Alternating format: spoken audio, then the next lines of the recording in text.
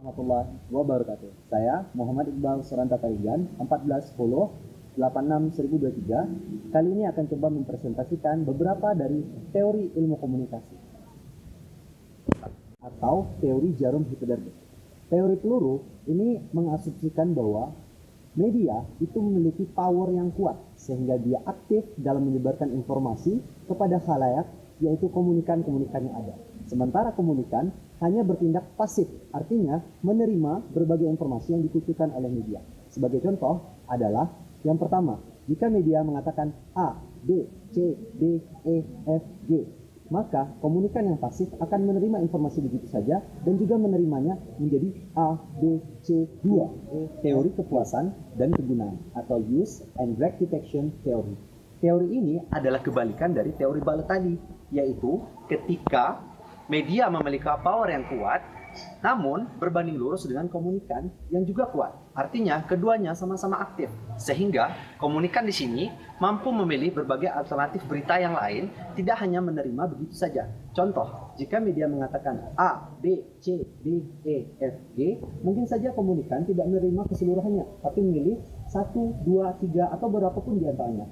A, B, D, E, F, G, dan Teori SOR, stimulus, organism, respon. Ada 3 unsur yang terjadi di 3 teori ini. Yang pertama adalah stimulus, kemudian organisme kita, dan respon. Artinya ada proses aksi dan reaksi dalam proses komunikasi tersebut. Sebagai contoh, ketika kita sedang masak, kemudian kita kena api mungkin atau percikannya, itu adalah stimulus, sehingga kita mengatakan au. Nah, au-nya itu adalah respon. Jadi ini merupakan proses aksi reaksi. Ketika kita berkomunikasi dengan seseorang, kita memberikan stimulus, rangsangan, orang juga akan memberikan respon. Kita bilang selamat pagi, maka dia juga akan merespon dengan selamat pagi. Yaitu adalah teori interaksi simbolik. Nah, ketika kita berkomunikasi, tak jarang kita memakai simbol-simbol. Teori ini menjelaskan adanya pertukaran simbol di antara dua pihak, yaitu komunikan dan komunikator. Tapi simbol-simbol tersebut, interpretasinya ada pada diri orang tersebut. Ketika kita sedang dalam acara training atau seminar, kita mengatakan atau kita mengapresiasi orang lain dengan tanda jempol. Nah, ini bermakna bahwa dia adalah mantap. Tapi ketika kita berada di suasana ujian, misalkan kita menyontek. Nah, simbol ini tidak berlaku lagi dengan mantap, tapi simbol ini adalah berlaku. Ini yang merupakan jawaban dari, oh ini huruf A, berarti jawabannya adalah A. Maka teori interaksi simbolik adalah menjelaskan bagaimana pertukaran informasi melalui simbol-simbol, baik verbal maupun non-verbal. Pengurangan ketidakpastian.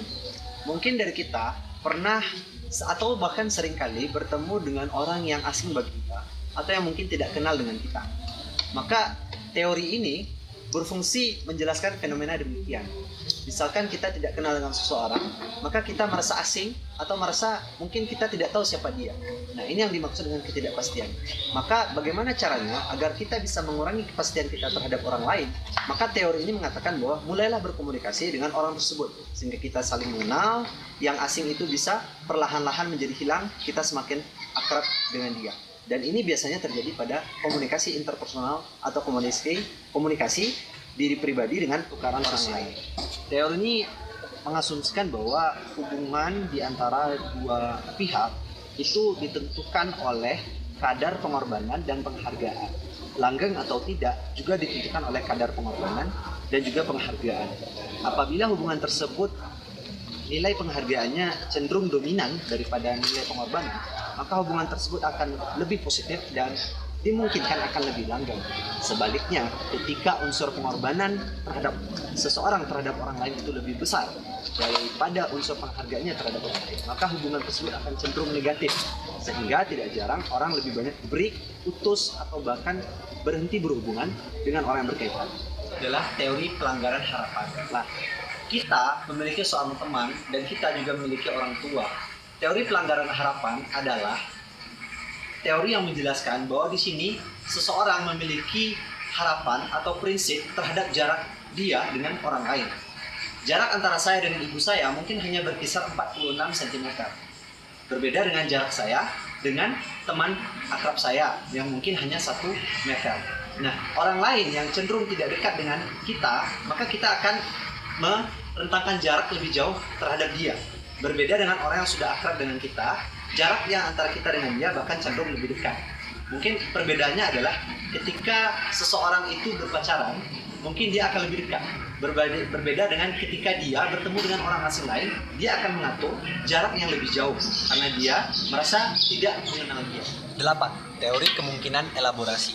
Nah, di teori ini menjelaskan fenomena ketika informasi itu masuk kepada penerima pesan. Nah, jadi kalau bagaimana sih komunikan atau orang yang menerima pesan tadi mengolah dari informasi yang dia dapatkan. Nah, ada dua bagaimana dia cara mengolah informasinya. Yang pertama dari rute sentral. Kalau informasi tersebut masuk melalui rute sentral dari seseorang, maka dia akan mengkritisi, mencermati isi atau konten dari informasi tersebut. Sah nggak ini beritanya? Kemudian benar nggak data dan faktanya? Sebagai contoh mungkin kampanye anti rokok.